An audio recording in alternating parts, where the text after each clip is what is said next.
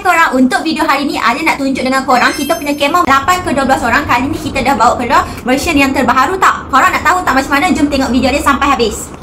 Untuk dekat belakang ada ni untuk yang 8 ke 12 orang punya warna kakis. Untuk kita punya kemah ni kita ada dua jenis warna. Kita ada warna kakis dan juga warna hitam. Untuk keluasan kita punya kemah ni, dia punya panjang lebar dia ialah 300 x 415 dan dia punya panjang ialah 190 cm. Ini untuk bahagian hall dia. Untuk bahagian hall dia, akak abang dekat bahagian kiri dan juga bahagian kanan mempunyai dua tingkap dan akak abang boleh buka zip untuk buka dia punya pintu tau. Di bahagian depan kita ada satu pintu yang sangat besar berserta dengan mosquito netting.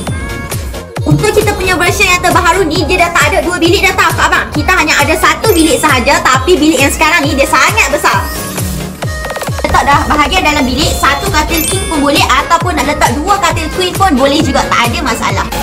Tapi dia punya pintu masih lagi ada dua pintu tau.